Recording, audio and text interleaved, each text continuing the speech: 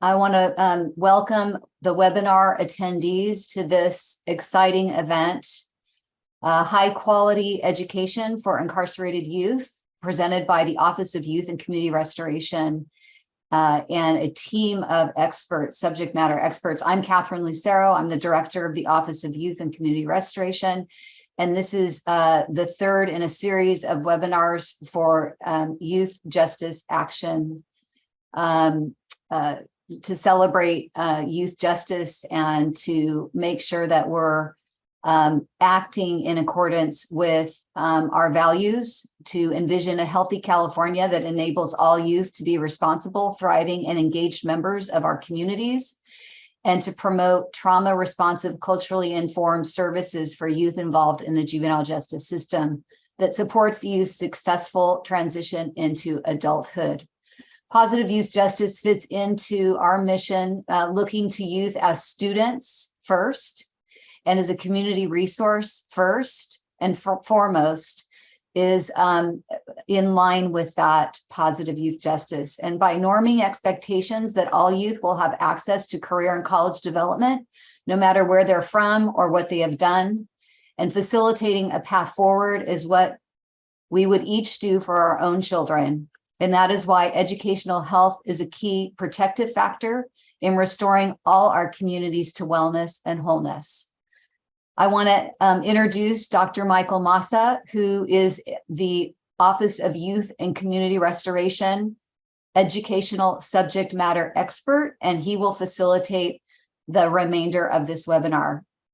Michael? Thank you, Director. Firstly, just a big thank you for everyone that found this time and focus area important. As many of you who I've been able to meet know, and those who I look forward to working with, my background is as an educator. I started my career as a special education teacher and quickly learned about the intersectionality between the juvenile justice system and students with IEPs.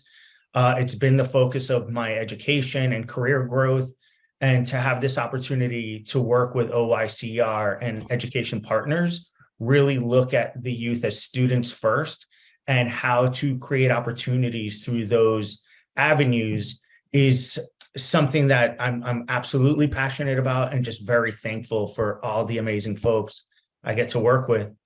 What I learned really quickly when starting to look at education and how youth involved in the justice system interacted, what I found was just, so many inequities that exist that we're all aware of. I really want to give recognition to the Youth Law Center and the report Out of Sight, Out of Mind that was recently released that really captures the educational environment for youth involved in the justice system.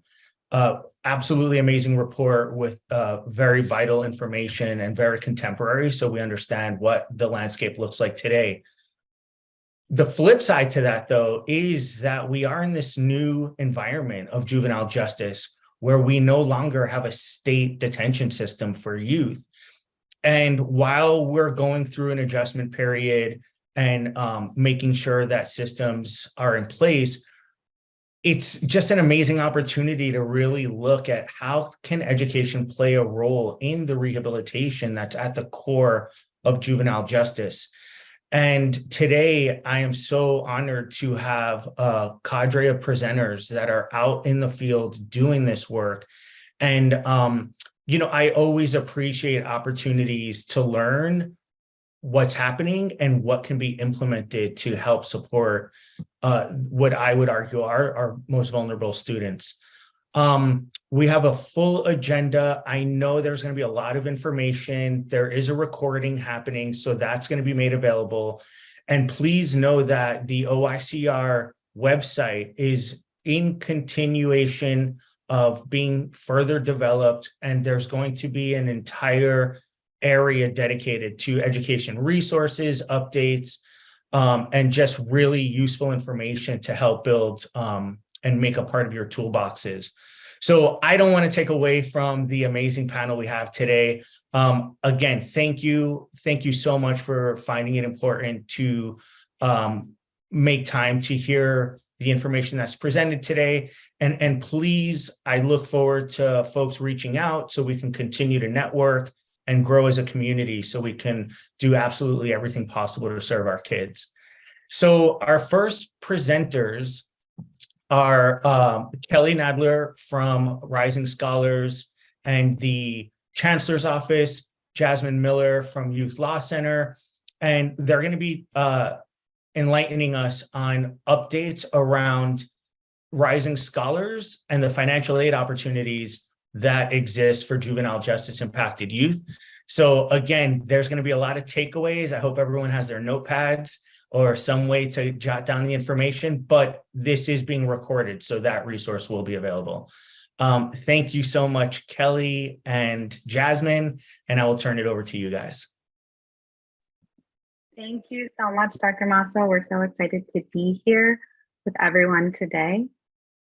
Can I get a thumbs up that the slides look right? Okay, excellent. So we're here, it's a brief presentation, so please just know that anything covered today, you can reach out to us for a longer conversation. Typically this content is delivered in about 90 minutes. So we're gonna hit some high notes and then we'll provide you with additional resources to continue that conversation. We're gonna talk about financial aid for juvenile justice impacted youth. I'm Kelly, I'm with the Chancellor's Office with the Community College System. You're going to hear a lot from Jasmine today. Katie is facilitating a workshop with some youth leadership cohort right now, so she's not going to make it, but we included her email so that folks will be able to reach out and stay connected. For those who don't know, Rising Scholars Network is the network of community colleges who are committed to serving incarcerated and formerly incarcerated students in California. We leverage instruction, counseling, mentorship, job opportunities, and so much more to build this new generation of college graduates and leaders in our community. And we are now comprised of more than 500 practitioners from our 116 community colleges.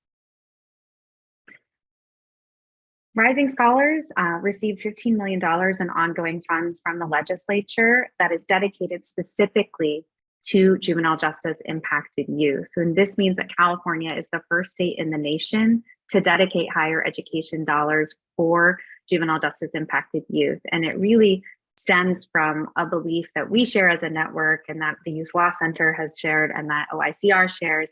And it's that every juvenile justice impacted young person not only deserves the right to have access to college, but is fully capable of going through college and pursuing their particular career and academic dreams. So in these youth justice grants, we are funding 44 of our colleges across the state, and they will be offering courses in detention. So those are going to be through dual enrollment, concurrent enrollment, and traditional enrollment. Those will be in person and online. The colleges are going to be providing transition support for students who are transitioning from detainment to a campus or in rare cases to an adult correctional facility, but to know that in 2024, when these 44 grants launch, that you'll have 44 colleges across California specifically funded to do this work in detention and in transition to the campus is huge. We are hoping to promote new models by leveraging college success as a way to shorten sentences, to get folks permission to leave the facility and come back into the community, to even take classes on campus where it's appropriate. And we're building partnerships. Many of you may be engaged in these partnerships. You might be working with your college, you might be from a college, but we're really trying to find ways to ensure county offices of education, probation departments, and the colleges are all at the table together, often with other partners, but working together, feeling collaborative and feeling supported in that partnership. We really lean on the practice of creating credible messengers. So I was just in a youth detention facility in Northern California, where the college is trying to hire some of their graduates who are still inside to be program leads in the facility. We also have many of our programs are run by people who they themselves have been through incarceration systems, either as a youth or as an adult. And it's just a best practice that is really at the heart of what we are trying to do. So in lieu of Katie, and huge shout out to Katie Bliss, I'm just going to briefly talk about who the Youth Law Center is. They're a national nonprofit law firm that advocates to transform foster care and youth justice systems so that every child and youth can thrive. They use many, many strategies: legislative, policy, litigation, technical assistance, media, communications. You just heard Dr. Massa shout out some of the work that they did around educational outcomes for our juvenile justice impacted youth. And many of you who are not yet familiar will probably get to know the Youth Law Center just through their phenomenal advocacy and leadership in this space. So they have a Pathways program. It's building the future through higher education. They're really ahead of the curve in unifying stakeholders to create college programs for youth, investing in alternative models that build a young person's future, and investment in equity and student success. There's so much more to be said about Youth Law Center and the contribution that they've made to this work, but I am actually going to pass it to Jasmine Miller from the Youth Law Center, who's going to give us an overview of our financial aid opportunities that are available to our juvenile justice young people. Hello, everyone, and thank you for having me. My name is Jasmine Miller, and I'm a staff attorney at the Youth Law Center. Before I was an attorney, I was actually a college counselor. So I worked with young people going through the financial aid and college application process. And then when I became an attorney, found out that, hey, I could use some of that knowledge to try to work to expand access to higher education for youth impacted by the juvenile justice and child welfare systems. As Kelly said, there's a lot of content about financial aid. And so we're not going to be doing like a full FAFSA walkthrough where you're going to learn, every this, that, and the other about how to fill out the application. My hope is that what we're able to cover today is just for you to know that there are financial aid opportunities for youth who are impacted by the juvenile justice system, a little bit about what those are, and then maybe a little bit of information about where to follow up to be able to get something like that long, detailed walkthrough, or to be able to answer some of the more complicated questions that might come up when you're thinking about financial aid for this population. But as a general matter, state and federal aid is available to youth impacted by the juvenile justice system. A lot of people don't know that. There's been a lot of confusion over the years about the impact that a juvenile or criminal record might have on eligibility for aid. And so I'm here to tell you today, it doesn't matter. It does not impact youth eligibility for financial aid. They can still go to college. They can still receive federal and state financial aid if they have previously been in contact with the juvenile justice system, which is great. Next up. So yeah, justice impacted students, whether that's the adult or the youth justice system who are attending post-secondary education in the community, have the exact same eligibility for aid as any other student. Next slide. Juvenile justice impacted students who are attending post-secondary education while incarcerated generally have the same eligibility for aid as any other student as well. But as we'll touch on really briefly, there may be some different considerations for how to best use financial aid while students are incarcerated. And there may also be some administrative issues to navigate if you were to decide to use certain aid sources. Next slide. Regardless, the big thing to remember is just that justice impacted students in the community as well as in facilities can access community college courses without paying out of pocket for tuition. So if you don't already have a Rising Scholars program at your facility or you're working on starting it, you don't have to worry. There is a way to fund that program to make sure that young people are not having to pay out of pocket to participate in coursework. Next slide. Okay, yes. One other thing just to clarify, because people don't always know this, state and federal aid can be used for academic or career technical education. So I think a lot of times people hear financial aid and they think, okay, college, 4-year university, and that's where people's minds go. But you can use it as well for career technical education, whether that is a certificate program, maybe it's an associate's degree in a technical education field. You can use it for both academic and career technical programs. Next slide. So in California, both academic and CTE programs, which are sometimes referred to as vocational education pathways, are offered through the California community colleges. There's no separate system of public trade or technical schools. The community colleges are California's technical schools. That's just helpful to know because, again, sometimes when we are in these conversations and we start talking with people about college, people are like, oh, but like I have a young person who doesn't want to do college. He is interested in doing something with construction or HVAC. And the fact of the matter is that those programs are typically offered by the community college. So a young person who is interested in potentially pursuing a trade can pursue that program at a community college using student aid. Next slide. Here's just a few roles of financial aid. The big one that everyone always thinks about is that financial aid is something that helps students pay for education costs like tuition fees, books, and supplies. It also can provide student support for student housing and food expenses, whether that's on campus or whether that's off campus. And there's often money built into a financial aid budget to offset or cover other expenses such as transportation or miscellaneous expenses. So one thing just to know is that if students are living off campus, they're not billed by the college for housing or food. The college awards them financial aid based off of a budget that the college calculates the student would need to cover those expenses. Why am I talking about this? Well, you'll see when we get to the next slide. When we talk about the cost of college, it's just really confusing. I'll just get out there and say it. The way that we in the United States talk about how much college costs is just like very confusing for everybody because you get this really big number that's listed as like, this is how much college costs, but only you might not actually have to pay that amount depending on what your financial aid package looks like. Only some part of it might actually be owed to the college.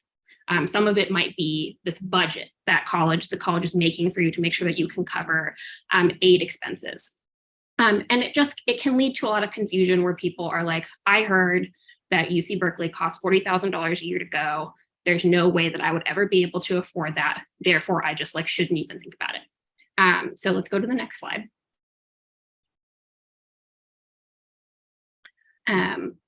So as I mentioned, right, you have these different buckets of costs. As a general matter, if you're a low-income student in California who's at a public college, your educational costs, just the tuition fees, books, and supplies type stuff, they're usually going to be fully covered by financial aid without needing to take out any loans. And so that means that you don't have to write a check to the college for anything because those costs are covered typically by the financial aid package that you receive. Housing and food expenses may or may not be covered without needing to take out loans.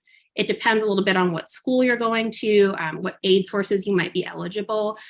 At a four-year college, you're more likely, if you're a low-income student, to have all of your housing and food covered by financial aid. You're somewhat less likely to get enough money to cover all those expenses if you are at a community college. And then there's this other expenses bucket. Again, depending on what school you're at or your particular financial aid situation, you may have all of those covered.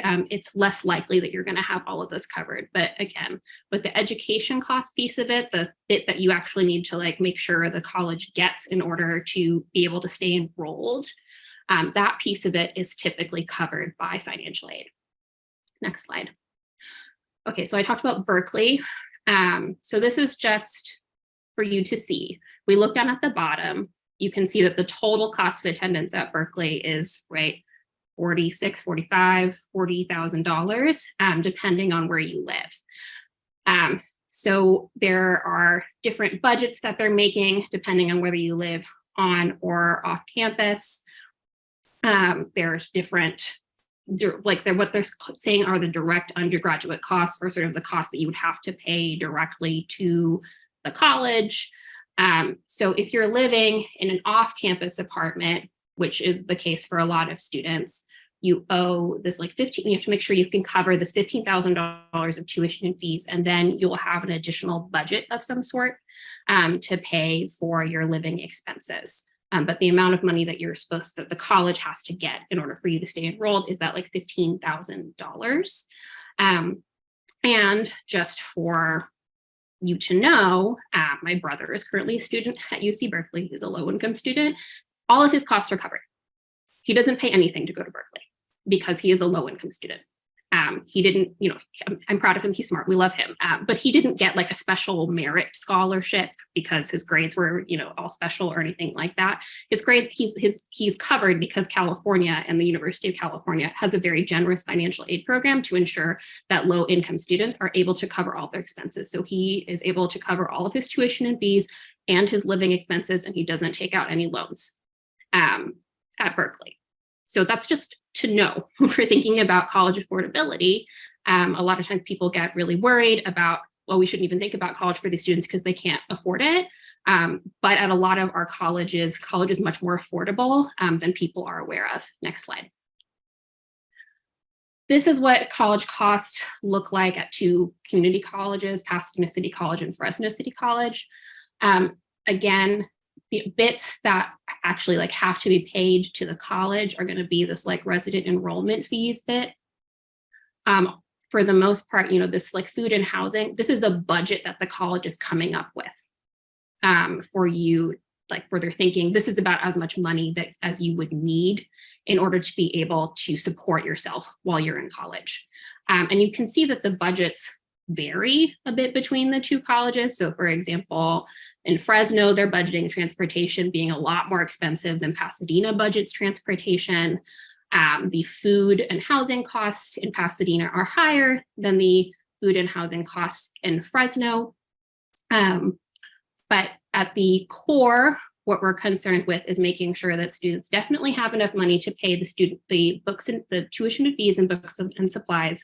And then the rest of it, we want to make sure that young people are getting as much aid as possible in order to help support themselves while they're in school, but they're not going to be in a position where they're having to pay money to the school for some unknown cost. Okay, the bit that they have to pay to the school is this $13.32, and then maybe some portion of this books and supplies bit if we're looking at the Fresno City College thing. To make it a little bit more concrete, we'll go to the next slide. Okay, so if we're thinking about some of the example aid sources in California, the California College Promise tuition waiver would cover the tuition, so that around $1,300 that we were looking at on the last slide at the community college for tuition. The rest of this money here, the Pell Grant, Cal Grant B, federal work study, and federal student loan money, that all goes to the student, to them, for them to budget to cover their food or their living expenses.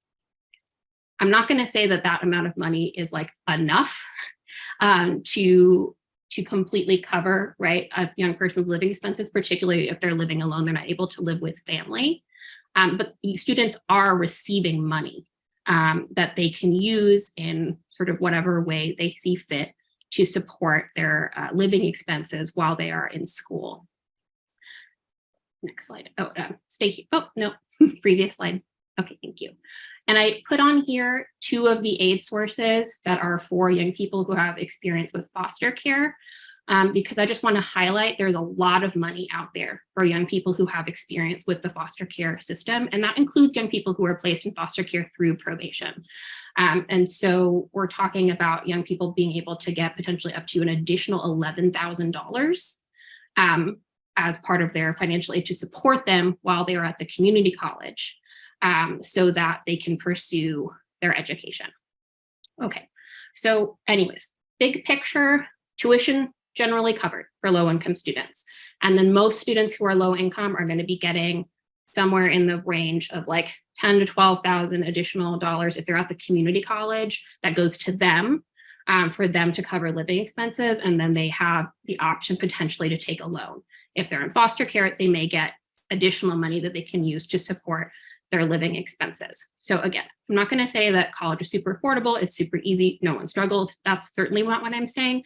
But it's not the situation that people think about where it's oh, young people are going to go $100,000 in debt because they tried to go to college. That is thankfully not the situation that we see for most of our young people. Next slide. Okay, super lightning round. There's different sources of aid. One source is federal aid that is accessed through filling out the FAFSA, and it includes the Pell Grant, federal supplemental educational opportunity grant, federal work study, which is sort of an on-campus job program, and federal student loans. Unfortunately, undocumented students and DACA recipients cannot access federal student aid. Next slide. State aid. State aid is accessed through filling out the FAFSA or the California DREAM Act, which is the application for undocumented students and DACA recipients who are AB 540 residents, and includes things like Cal Grant, which is money for low-income students, the Chafee Grant for youth in foster care. There's some additional funds for youth in foster care as well. And those are just additional aid sources. The amounts that you get are going to differ depending on like what school you go to, but in general, the Cal Grant Award is meant to be enough to cover tuition, either at the UC or at the California State University, or some money to help support you when you were at the community college. Next slide. Institutional aid. So colleges and universities, whether they're public or private, they're going to have their own programs to award students grants to students. So I listed just a few of them. UC has some, Cal State has some. Kelly's going to talk a little bit about the California College Progress Grant, which used to be called the BOG waiver. There's also like campus-specific grants and scholarships. Lots and lots of different things there, but that's just one thing to know. There's lots of other sources of aid that are tied to the specific college that a young person might go to. Next slide. In addition to the things that are financial aid, you want to remember that when young people are going to college, right, they need support with their living expenses. And so there are these things that are, we don't think of them as like educational financial aid, but they are financial forms of support to help young people and college students as they are going through their education. So that may include public benefits programs. It might include specific transition to adulthood programs that are targeted at current and former foster youth. It might include campus support services through places like Rising Scholars or the Next Step program, which is for youth with experience in foster care, or potentially some other campus offices. Next slide. Kelly's going to talk about this. So for those who don't know, the California community colleges have what is called the Community College Promise Grant. This essentially makes the, what we call an enrollment fee, that's another way of saying tuition, free for low-income Californians. And so in the Rising Scholars Network, we have more than 10,000 students taking classes inside CDCR's state prison system. All of those students are what are CCPG eligible, which means that they are not earning enough income to disqualify them from earning this grant. It gets a little bit more complicated when you're talking about students who might be in an adult county jail who are from Nevada or Oregon, right? So they're not California residents. But for California community college students, this enrollment fee of $46 per unit is awarded based on financial aid. And many, if not most, of our juvenile justice impacted students are CCPG eligible. I say this because this is so important to keep in mind, because Jasmine's going to touch on Pell Grant complications in just a second, but to know that if the student is with the community college, even if there are complications around some of the other financial aid buckets, the tuition is covered. And if it's a community college, the textbooks are going to be reimbursed by our program. So they have free tuition, free textbooks. That should be a baseline. I'll pass it back to you, Jasmine. And one thing I wanted to point out about CCPG, if we go back to the previous slide, is so CCPG can be awarded via the FAFSA, but you can also fill out this paper application that Kelly hopefully screenshotted in order to get that. So a young person does not have to fill out the FAFSA in order to get the CCPG grant. They can fill out this form. I can't say that every single young person for sure who is in a youth facility would be low income, because there might be a situation in which someone isn't. I think when we look at the statistics, almost it's like about 100% in the schools that we've seen are economically disadvantaged. I think when we did the out of state, out of mind report, we found that 100% of students in all port schools were economically disadvantaged. So that's a pretty good indicator that those young people are going to be CCPG eligible, unless there's some sort of like residency issue. So as a general matter, again, tuition, if the young person is in the facility or in the community, but if we're thinking specifically about opportunities for young people who are in facilities, CCPG and then the Rising Scholars sort of reimbursement for books and supplies is going to make it so that young people are not having to pay out of pocket at all, loans, nothing like that, in order to participate in community college coursework. And Jasmine, I'm just going to chime in. We have 3 minutes. And so, okay, I'll get us going here. Okay. So we're going to touch really briefly on the Pell Grant. So there's some ongoing rulemaking at the federal level about how Pell is being administered with regard to adults in prison systems that are having some ripple effects in the youth system, just some unintended consequences. So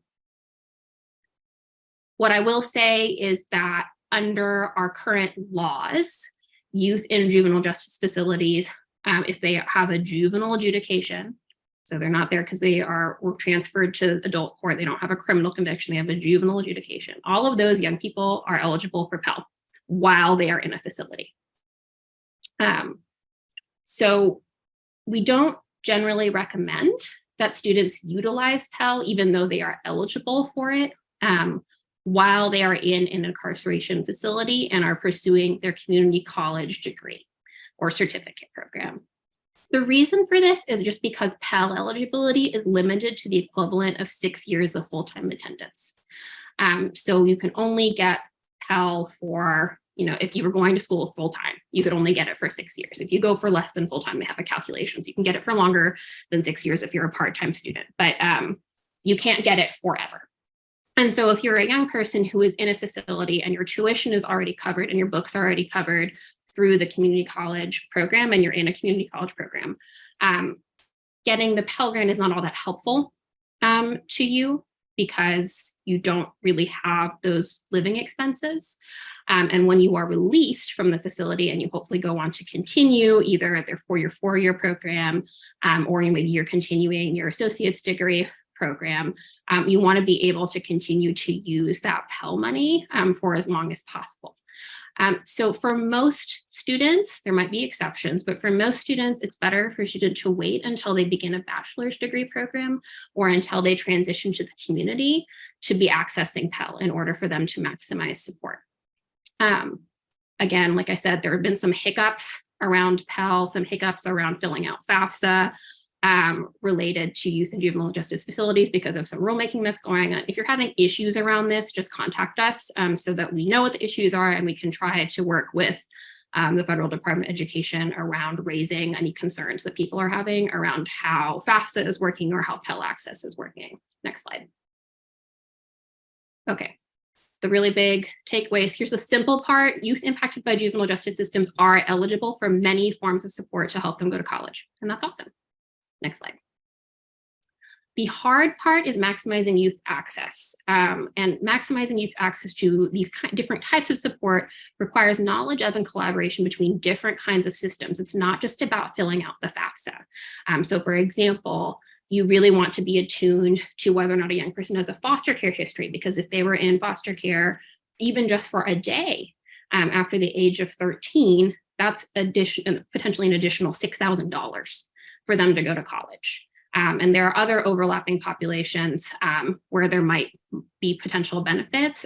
So students who've previously experienced homelessness, students who maybe are in an abusive relationship with their parents, or there's been some sort of abandonment or something like that. There can be these little tricks, tips and tricks for filling out the FAFSA in order to help maximize that young person's aid.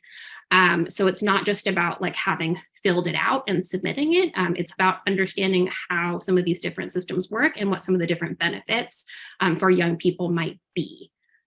Next slide. So Jasmine, I think I'm getting the cue. We are at time. So we have a few more slides. We will share them with Dr. Massa and OYCR. I will pop our emails into the chat. And I hope that the takeaway from this is that there is a lot of state and federal aid available to our young people. It is about working with the right folks at the college, at, CSAC, whoever, in order to figure out what that path may look like. But thank you so much for having us. And Dr. Massa, back to you. Thank you so much, Kelly and Jasmine. Really, really appreciate your time. And for everyone in attendance, please know that each of these presentations can certainly be their own, presentation to fill the complete session. But we wanted to really just get an idea of what's out there, just a better understanding of all the different resources that exist. And then for additional information, please reach out. I've got my information in the chat. I know the presenters are putting their information as well. So there's always opportunities. And then in addition, we have a OYCR Education Advisory Committee that meets monthly, which is another avenue to get a lot more of these information around a lot of these presentations that we're sharing today. So again, thank you, Kelly and Jasmine. I'm going to transition us to Brianna Bruns, Director and Policy and Advocacy for the California County Superintendents, who's going to help share some of the new funding that's coming down from the state to help support students, in particular in the juvenile court schools, under the supervision of the county offices of education. So Brianna, if you are ready, your slides Can you see my screen, Dr. Massa? Say that again. Can you see my screen? Yeah, you're perfect. Excellent. You're perfect. Well, thank you so much for the introduction. Hi, everyone. Brianna Bruns. As Dr. Massa said, I am the Director of Policy and Advocacy with the California County Superintendents, here to talk to you about how juvenile court and county community schools are funded.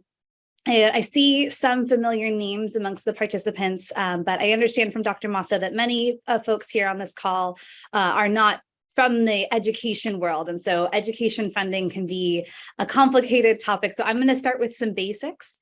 And then, of course, feel free to ask any questions as we move along. So we'll talk about how juvenile court and community schools are funded, how they've been funded in the past, and how they are now funded in light of the 2023 Budget Act. And we'll move from there to questions.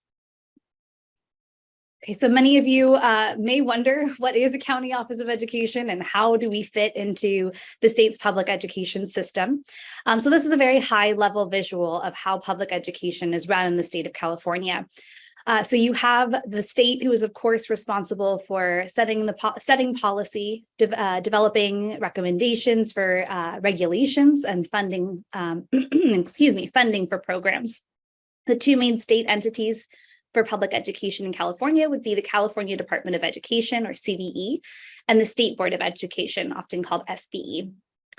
The next level would be county offices of education, often called COEs. I may refer to them throughout the presentation as COEs.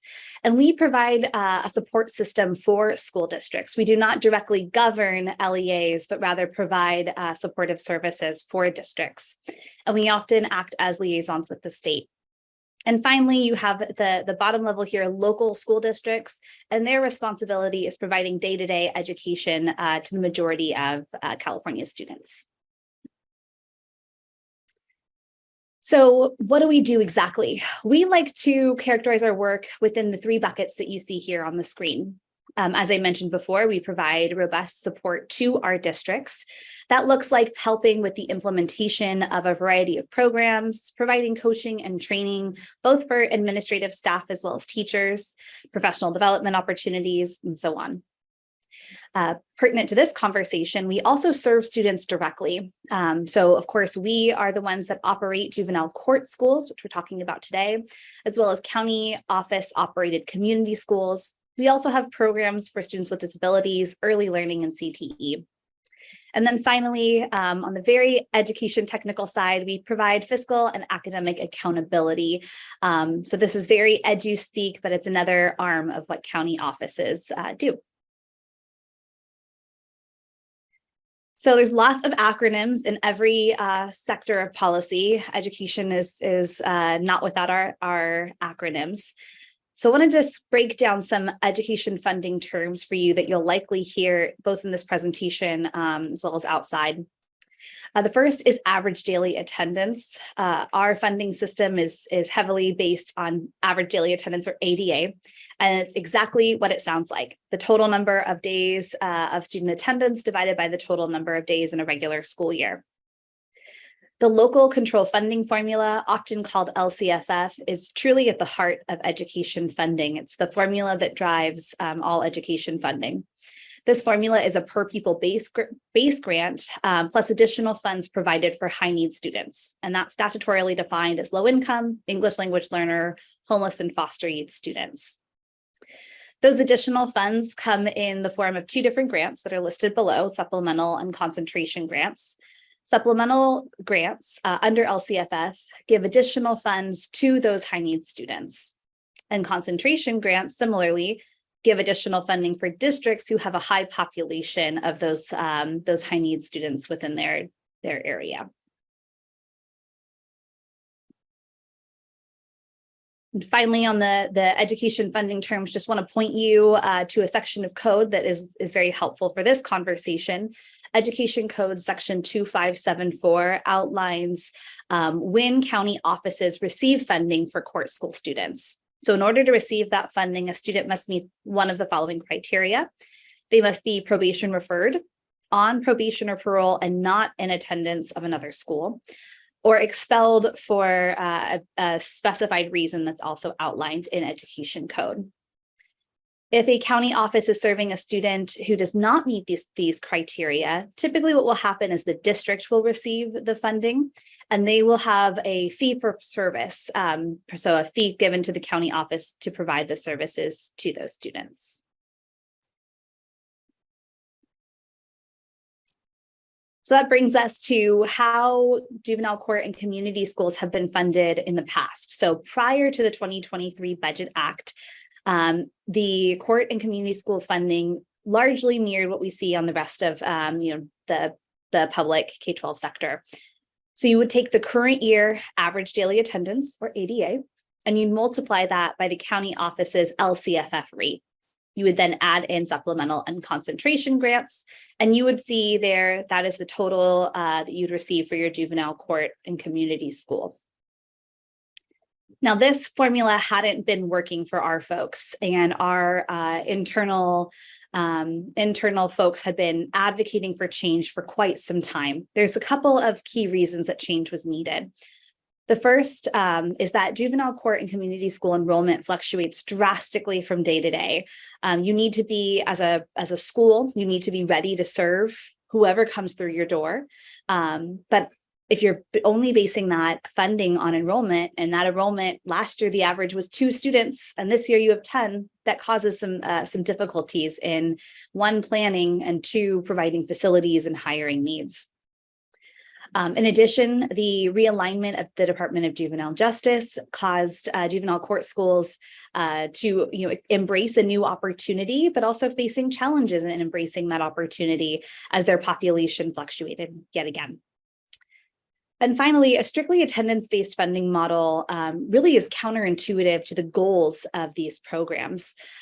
These programs are proactively engaging in activities to help return students to their comprehensive campuses, so that is totally counter to what we see in a traditional school setting, where you're incentivizing that attendance to be day-to-day consistent. So this funding model that was strictly based on attendance wasn't appropriate for these highly specialized programs that have particularly unpredictable enrollment levels. So thanks to some of the folks on this call, I do see some legislative staff and administrative staff. Action was taken in the 2023 Budget Act, which was great news. There was some increases to the County Office of Education LCFF funds, separate and apart from what we saw on strictly the juvenile court and community school side. What we saw for juvenile court and community schools was the established base grant amount. So $200,000 base grant is now given to every county that has a juvenile court school. And there's an additional $200,000 base grant for every county that has a county operated community school. So if you are in a county that has both programs, there would be a base funding level established. And the intent here was that that would help to stabilize funding to provide for a school to be able to operate, not knowing what their attendance will be from one day to the next. In addition, there was a grant put into the budget called the Student Support and Enrichment Block Grant. And this grant is $3,000 per juvenile court and community school average daily attendance or student for specified purposes, which I'll share in just a moment.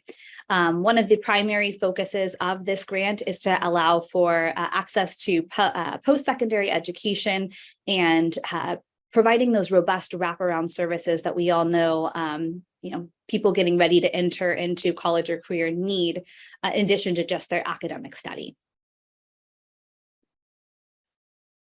So the allowable uses of that grant, like I said, are very focused on preparation for college and career.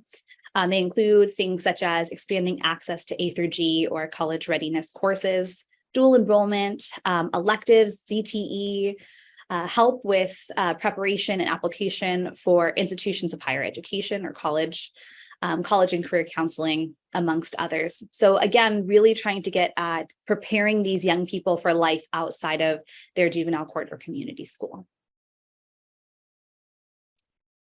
And with that, I will pause and see if there are any questions.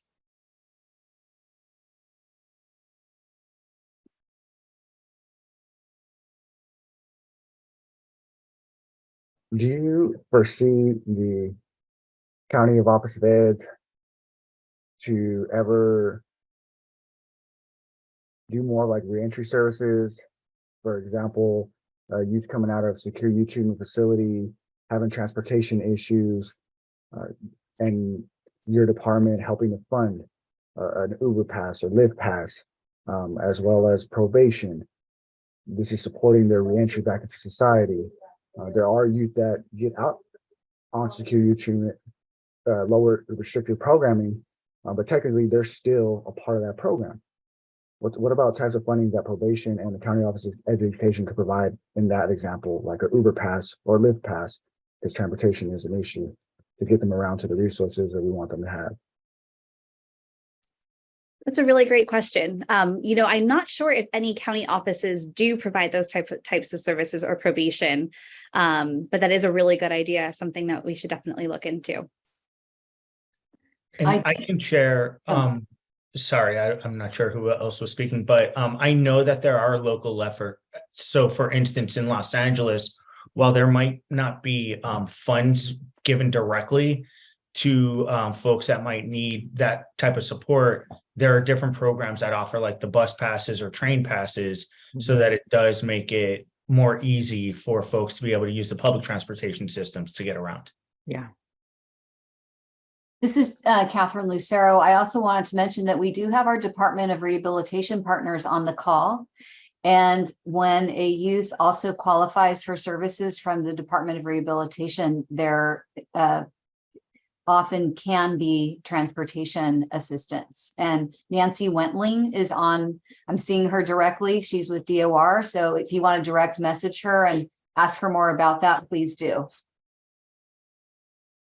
And Thanks, Kelly is also sharing in the chat that Rising Scholars also can provide that type of support with transportation issues, should that be needed.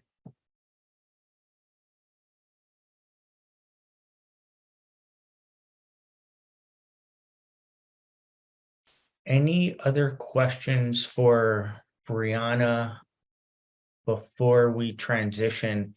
And I just want to highlight something really important that was covered in the presentation, that the whole purpose of this is to really have that understanding of what's happening at the ground level and to see the responsiveness. I know I was a principal at a juvenile court school and felt that there was this disconnection, but to see how actively involved state level organizations, offices are now to have that understanding of what are the needs, so that we can be responsive in really helping to support the direct support providers.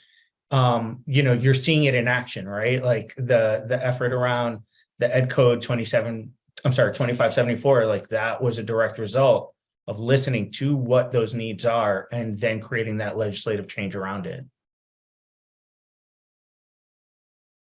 I'm not too sure. Can you hear me? Yes, sir. I'm Joe Hoffer. I'm the chair for the Merced County JJDPC.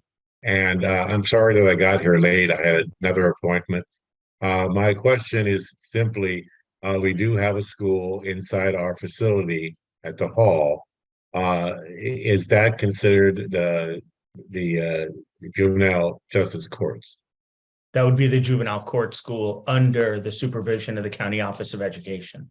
Right. Okay. So as the young lady was talking about, as far as the funding, then that particular court would be, that particular school would be like receiving that funding. Is that correct? Exactly. Great. Thank you so much. Absolutely.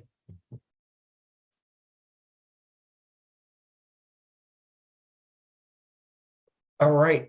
Thank you, Brian. I know you've made time for us and have other meetings to get to. So again, for everyone in the audience, we are going to consolidate the presentations. We'll send out a link of the presentations with the recording, because I know this is a lot of information, but just felt it was really important to set up this webinar to try to promote as many initiatives that are happening and put out as much information as happening.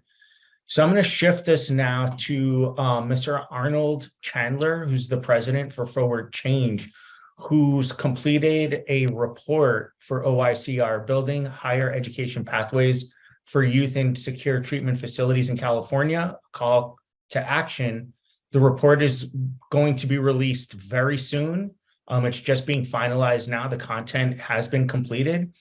And I'll let Mr. Chandler take it from here to share out what he was able to discover in his report.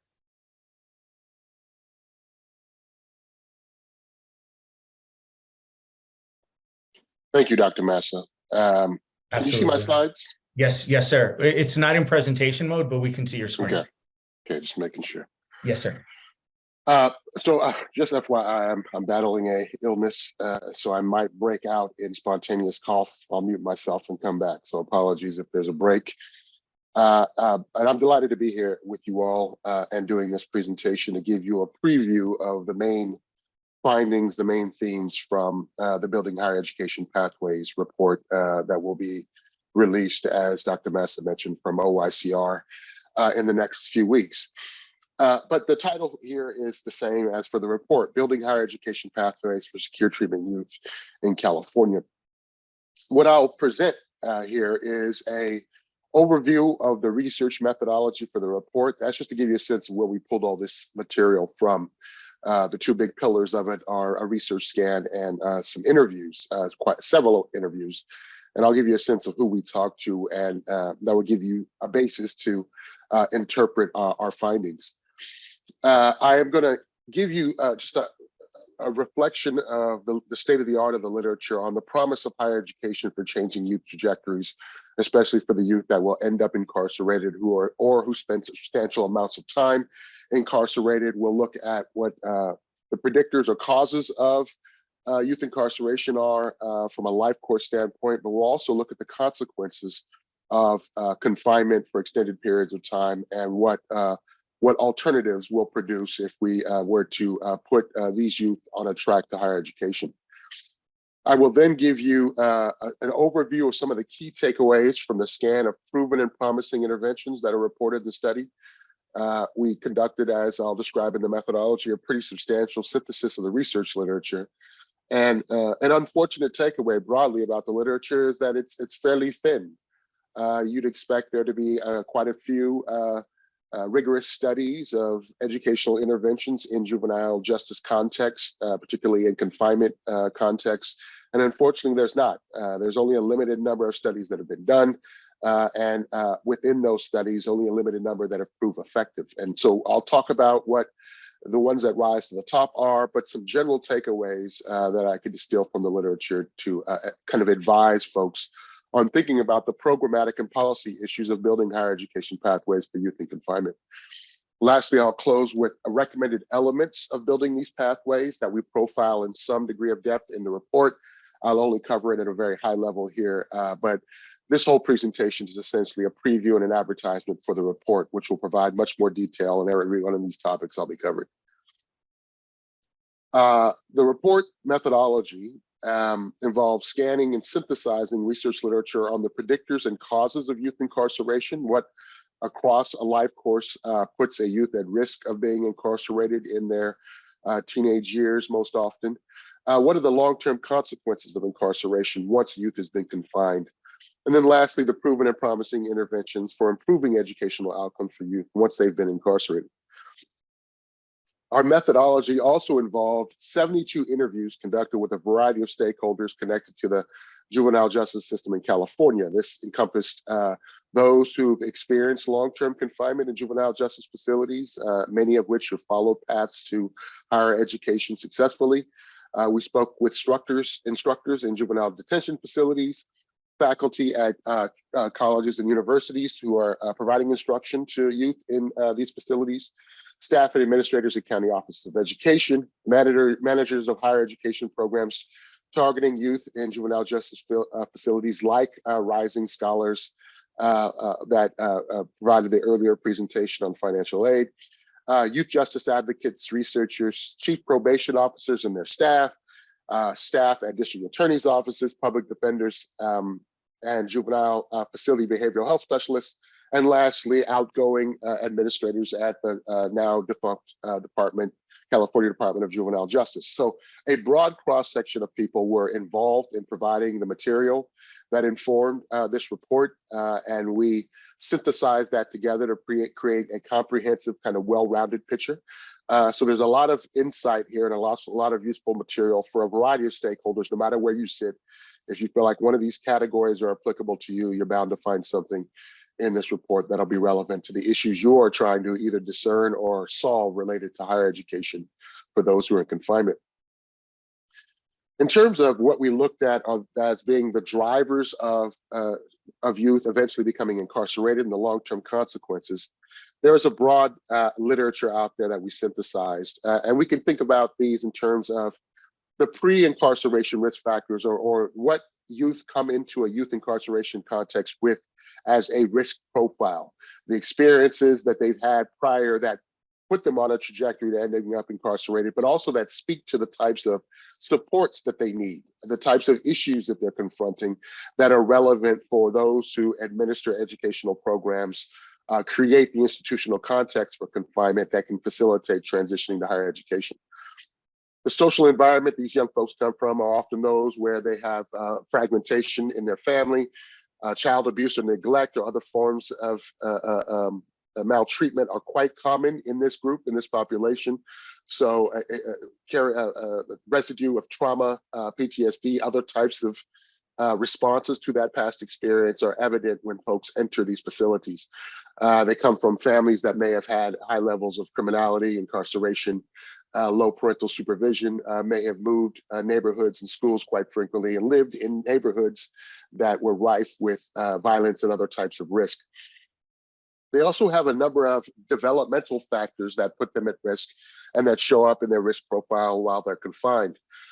Disabilities, particularly learning disabilities, emotional behavioral disorders are quite common within this population, and they factor into how educational services and support should be provided to ensure that they're able to viably pursue a higher education pathway. They're often as well have mental disorders. They are undercredited. They have dropped out. They have academic aptitudes well below their grade levels. And so they need a lot of support to not only catch up to what would be their nominal grade level, but to pursue a path of higher education which presents more challenge. Lastly, there are a number of life course outcomes that we see evident in this population as well. Reading and math difficulties having been identified for special education, showing behavior problems, school suspensions, truancy, absenteeism, other things related to dropout and so forth. So a number of factors come into play for this population that the literature tells us. And so what that means is the types of supports they need need to be comprehensive, need to be targeted, and need to ensure that they are making the progress along the milestones that are necessary to be able to have a chance at successfully navigating the challenges of pursuing higher education.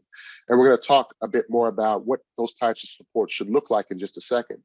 But before we shift to talking about what interventions should look like, I want to note that there's a fairly robust body of evidence that shows that youth incarceration itself, I mean, if we just took away incarceration and looked at all the things that are over on the left side of this diagram, all of those factors work incredibly hard against pursuing a successful opportunity pathway for these youth. For anybody who doesn't even end up incarcerated, to have experienced most of these phenomena on the left puts you very much behind the 8 ball in terms of educational opportunity.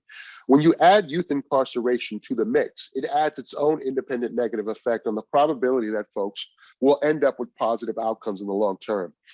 Youth incarceration has been shown to causally cause a reduction in high school completion, to causally cause an increase in adult crime, to increase adult incarceration, and to reduce full-time employment. So when we're talking about providing higher education in a juvenile justice context, we're not only trying to challenge the experiences these young people have had before entering these facilities, we are also trying to actively counteract the experience of being confined while we're providing this programming and services to them. And so that's an important idea to keep in mind, but the evidence is on our side. It's very clear that when you provide higher education programming for youth while incarcerated, it increases their level of schooling, it reduces their recidivism, and increases their employment. So this is a way to alter the trajectory of these young folks, not only for those who would otherwise have difficulties with education and opportunity, but overcoming this effect, often a labeling and stigma effect that incarceration has on these young people as they transition out of confinement. Some of the key takeaways from the scan of the proven and promising interventions literature shows us the following. And I want to highlight 3 program models that give us some important insights. The first one is Read 180 here, and I'll come back to it in just a moment. I'm going to present these 3 models, and then I'm going to distill down some key takeaways from the models that I think aren't necessarily representative of dozens of studies that have these findings, but given the limited number of rigorous analyses that we have, we can extract some lessons that I think should guide practice both policy-wise and programmatically within these institutional contexts to help and support these youth to be successful. Read 180 gives us some very important insights that I'll draw in just a moment. But what this is a software-guided academic skills intervention for 4th through 12th graders developed by a publishing entity called Scholastic Inc. It includes computer-supported assessment and placement, allowing teachers to group students of similar skill levels, provide tailored instruction, and monitor their daily progress online. One of the challenges of youth who are in secure confinement is that they may have widely varying levels of academic aptitude. You may have youth who have middle school levels of aptitude, some that may be middle high school levels, some may even be as low as the latter years of elementary school levels. When you group all these students together in a single classroom, it's difficult to just provide a single type of instruction for them and expect it to be successful. What Read 180 innovated around was using independent assessment for each student, figuring out how these students line up in terms of their aptitude and grouping students of similar aptitude together and providing them differentiated instruction. And so this is a key lesson that I think the literature points to. We don't have a substantial amount of rigorous evaluation studies that tell us that this is the practice that's likely to get the best bang for the buck. But it certainly shows up in this Read 180 evaluation that when you do this type of approach, figure out how students differ in their aptitudes, group them accordingly, provide them differentiated instruction that matches their aptitude levels, you will see much more substantial progress in their outcomes over time. In this case, in a randomized controlled trial evaluation, there was a 0.21 standard deviation improvement in the reading portion of the California Achievement Test. 0.21 standard deviations improvement, especially for a population that is this disadvantaged, is a substantial effect size. So we're talking about a pretty significant shift in outcomes for this group.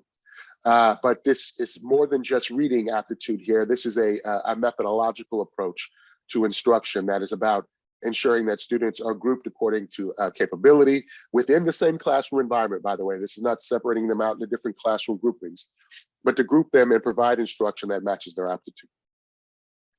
Another much more comprehensive program really centered around vocational education is the Avon Park Youth Academy and its combined reentry program called Street Smart.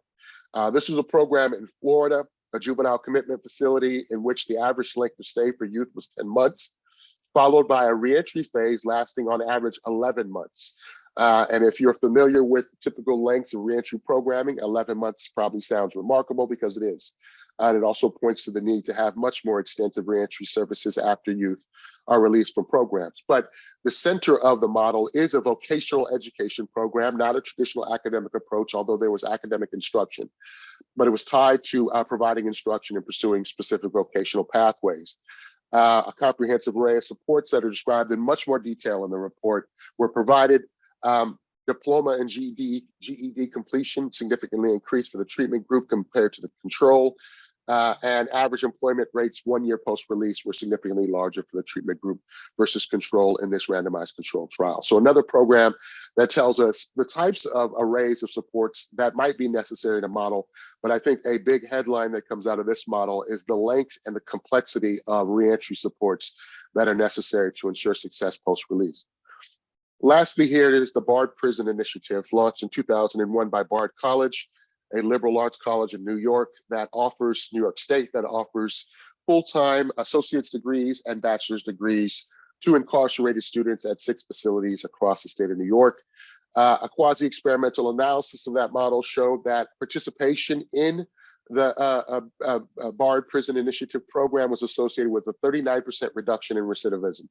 And reductions were larger for Black and Latino participants and those who received bachelor's degrees compared to associate's degrees.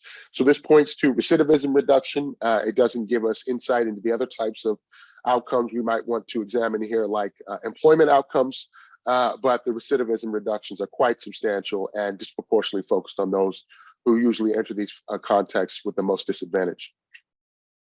Key takeaways from proven interventions that I offer up as a kind of a set of themes, not necessarily having a dozen studies associated with each of these ideas, but if we squeeze what we do have like a lemon, I think it yields these key insights. Quality education does indeed improve an array of outcomes. It improves academic achievement, it improves high school completion, it increases employment, and it reduces recidivism. For the vast majority of the time that folks have looked at interventions targeting education or any other type of outcome for incarcerated juveniles or incarcerated young adults, the primary focus has been on recidivism reduction, very rarely on other outcomes. What this evidence shows us is that we can do more than reduce recidivism. We can actually put people on a positive pathway to opportunity, and we should employ these programs to that end. Intensive and individualized instruction improves outcomes. One of the things that the Avon Park Youth Academy and Street Smart shows us is that intensive and personalized approaches, even though focused around vocational education, the same type of logic and philosophy can be applied to academic instruction. It improves education and employment outcomes. So we want to provide intensive education and we want to individualize instruction so it's meeting youth where they are, or meeting these young people where their aptitude levels are. Computer-assisted instruction helps to individualize instruction. It's very difficult for teachers to individualize instruction without the ability to do assessments and without the ability of some software to use that assessment to make analysis about who should be grouped with who and what types of specific instruction should be provided. That's really what a big lesson that comes out of Read 180. And so if we're providing supports, we should do assessments, we should group students accordingly, and we should make sure they each get the type of developmentally appropriated instruction that they require. Re-entry support lasting a year is associated with better outcomes. Longer re-entry is really required. We don't often do re-entry that lasts that long. Re-entry is often a couple months. On the outer bounds that I've heard from folks, 6 months is usually generous, but based on the evidence, that's significantly lower than is required for the type of successful outcomes we need for young people. Daily dose of instruction is better. Read 180 really demonstrated this point, demonstrating that being involved in instruction on a daily basis improves outcomes versus instruction that's happening episodically. Obtaining a bachelor's degree reduces recidivism more than other degrees. So if recidivism is our benchmark outcome, a bachelor's degree is much more effective than an associate's degree. So putting folks on the 4-year track will deliver a lot larger yield in recidivism reduction. So now let me summarize the recommended elements for building higher education pathways from the report. And the best way to make this digestible, because we have quite a number of recommendations, but we've organized them into a framework that I think is a way to think about policy or program at any level in a confinement context for this population. We call this building bridges to opportunity. And the first starts with actually constructing the administrative pathways for a person to pursue a higher education pathway at all. So if you think about someone who's not in a confinement context, who say attends a community college, there's all the rules, procedures, and processes necessary for them to enroll, select courses, complete courses, and eventually obtain a degree. It involves attending classes in person, attending classes online, and so forth. In a juvenile confinement context, the youth don't have the ability to go to a campus and participate in those institutional systems as they exist. So you often have to establish ways for these youth to access those pathways in a confinement context. In some cases, some probation departments are allowing youth to leave on furlough their confinement context and attend community college in person. But for most of the young folks that are in these contexts right now, that is not a viable option. And so it's necessary to build the ability for them to be able to identify that they do want to enroll in classes, select those classes, attend those classes, get grades for those classes, understand the pathway of courses they need to complete for attainment of a degree, and then to pursue that. All of this administrative infrastructure to facilitate that is right now presently being constructed in various facilities. And there's a lot of questions associated with it, a lot of things that need to be addressed and problems that need to be solved. And we deal with those questions in the report, and I'll give you some examples of our recommendations on that. But what we're talking about here is just the ability to enroll and take classes and complete a pathway. That basic infrastructure does not exist, but is being built. In some places, it's much more developed than in others. But once you build it, you can't assume that they will come. And this, I'm dating myself with a reference to Field of Dreams movie from, I think, the 80s or the early 90s, whenever it was. But the basic idea in that movie was that, you create the place and everybody will show up. Well, that's not quite the case here with higher education. And we know that from the many people who aren't in a juvenile confinement context who enroll in community college and don't complete, don't pursue all the way through, or those who don't enroll at all. You need decision-making and developmental supports to incentivize these young folks while in confinement to pursue a higher education pathway and to maintain their persistence on that pathway over time. And those are pathway supports. That's different from building the infrastructure that is the pathway. This is about nudging people along and keeping them on that pathway. And lastly, where do they end up should they pursue a pathway? Is the destination they'll ultimately arrive at a meaningful one? Are they getting a degree that doesn't have much value, an associate's degree that won't connect to anything substantial? Are they ending up not pursuing a pathway that will lead them to transfer to a 4-year degree and allow them to get a bachelor's degree? So that is the third major important question. But all of these are kind of dealt with simultaneously in a practical sense in any of these contexts.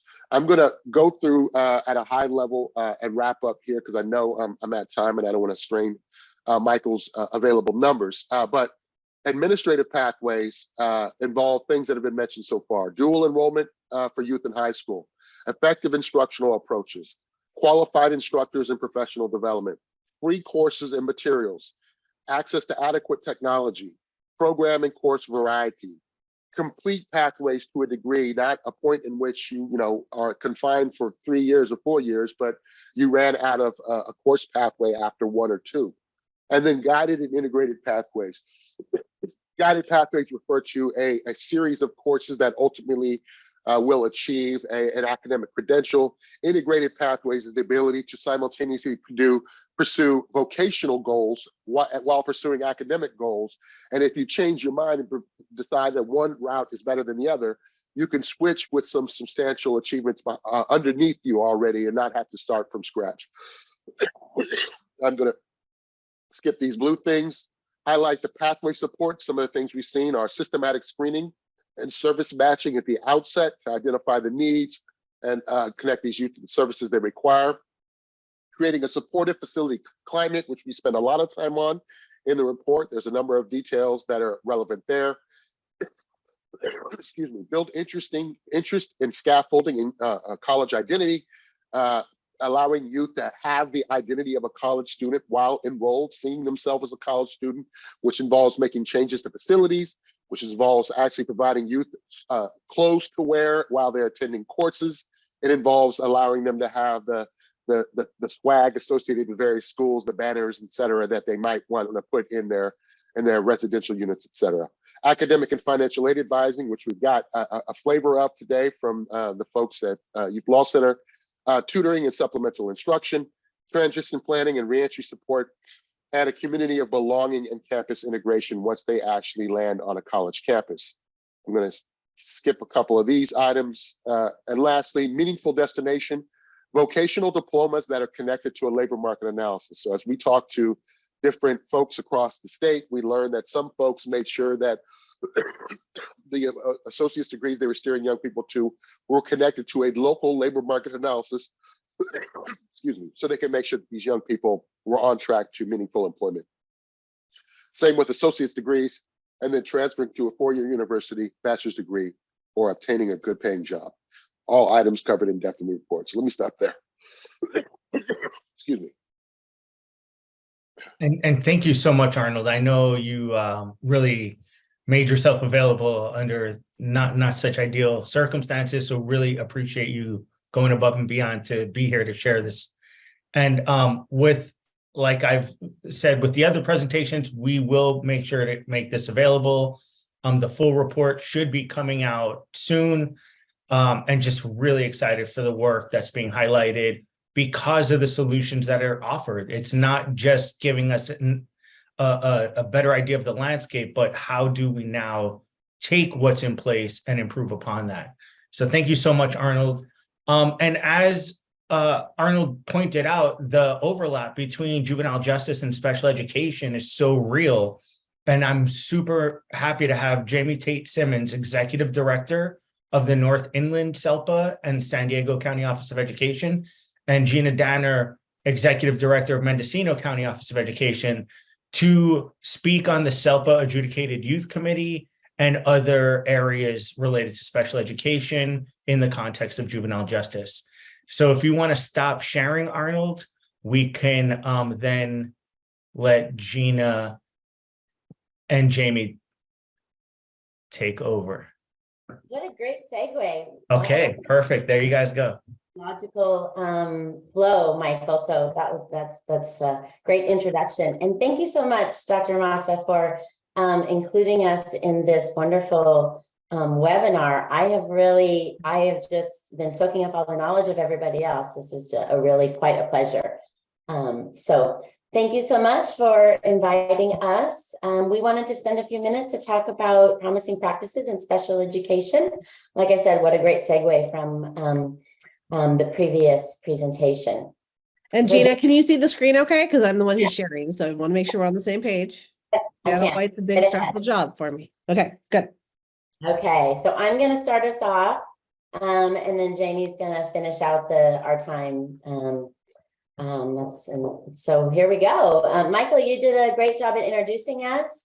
As you had mentioned, we are with the State SELPA Association, and we are the co-chairs for the Adjudicated and Foster Youth Committee. I like to think that we have a nice depiction of the vastness of the state of California.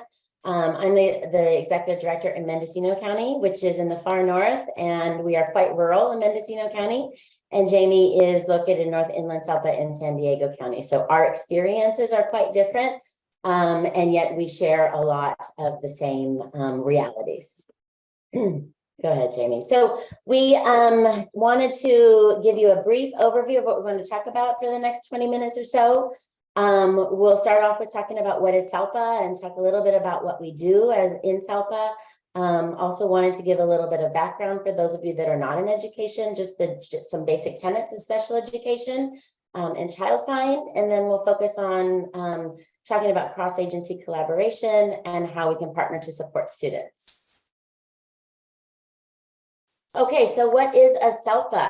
It is a funny word, that's for sure, but we utilize it as a word, but it's actually an acronym that stands for Special Education Local Plan Area. And actually, California is the only state in the United States that has a SELPA. So basically, SELPAs were developed in 1977 for the purpose of creating geographical regions of sufficient size and scope in order to provide special education services to students residing within the defined geographical boundary. So it really is housed in the tenet that no matter where a student, what a student's zip code is, whether it's in rural Northern California or in a much urban area, SELPA's role is to really band together to make sure that no matter where a student lives, they should have access to the appropriate supports and services that they need to be successful. So currently there's 136 SELPAs in California, and each SELPA has its own local plan, which really drives everything that it does to support students with special education. And the local plan and the governance makes it every single SELPA a little bit different. Exactly. Yes, it's exactly what, if you go on to the next slide, Jamie, we have a saying in SELPA that if you've seen one SELPA, you've seen one SELPA. It really is, as you can see, there are a variety of ways that SELPAs can be organized, anything ranging from a single larger district that is its own SELPA to a multi-district SELPA and everything in between. So SELPAs were really the first inception in California of local control. Now we have the local control accountability plan, and which is the LCAP, where school districts have the control of how they want to utilize their resources. So in SELPA, we've been doing that for a long time.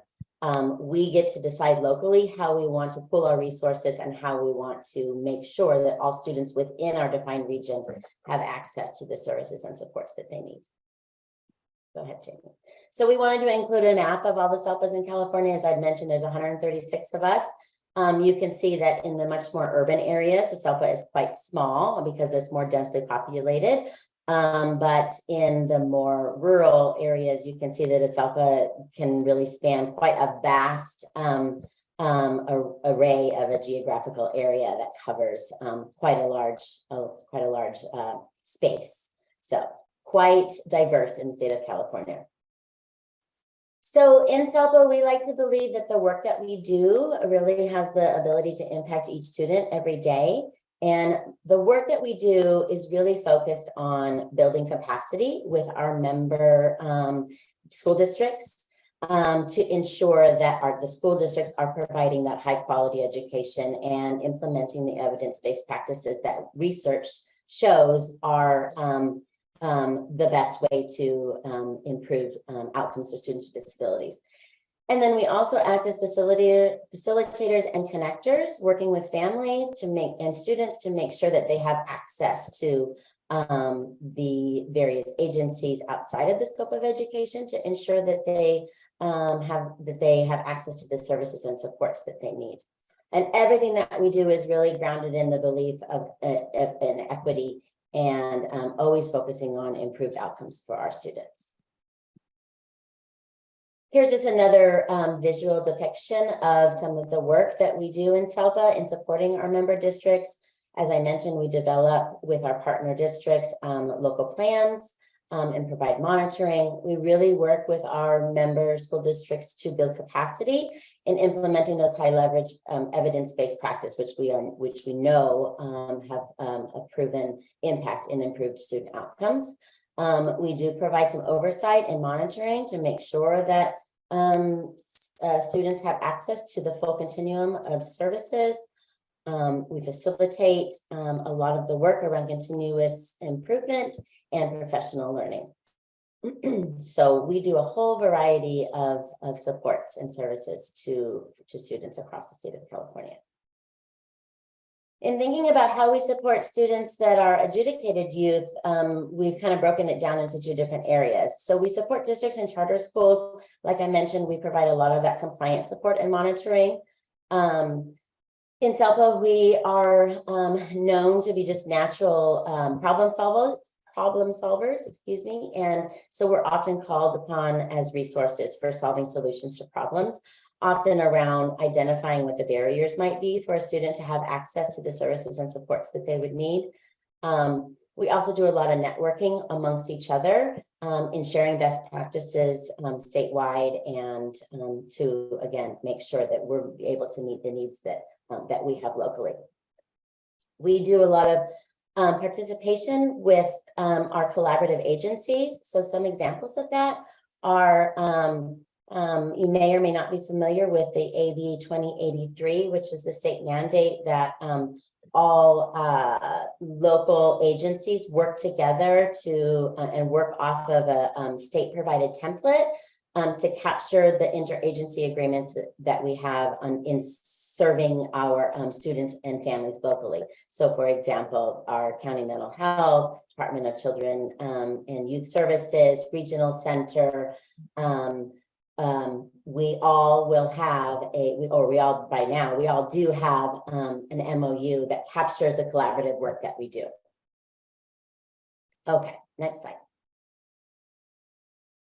So some of the basic tenets of special education are broken down into the first one, child find and identification, and what that process is, goals and services, and then free and appropriate public education, which we refer to as FAPE, and then the least restrictive environment, which we refer to as LRE. In the world of special education, we operate in we live with acronyms, and so we often it's kind of like we're speaking another language when we're speaking amongst ourselves using all of the acronyms.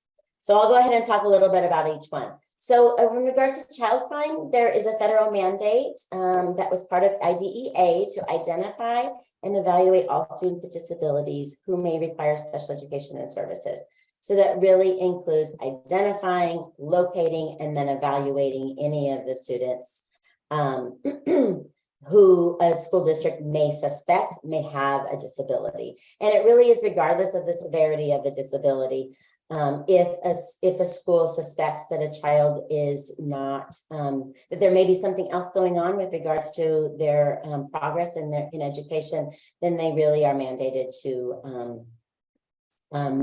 perform an assessment to determine if a child has an identified disability.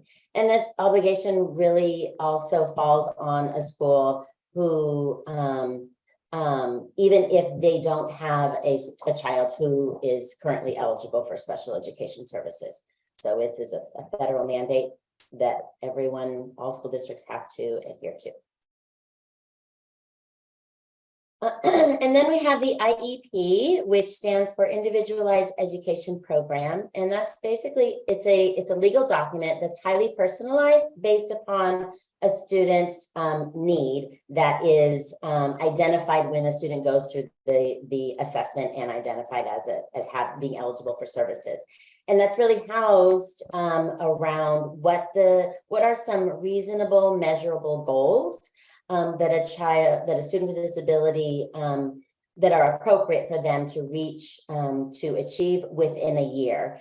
And then along with the goals, what types of services and supports does the student need in order to then reach those goals on a yearly basis?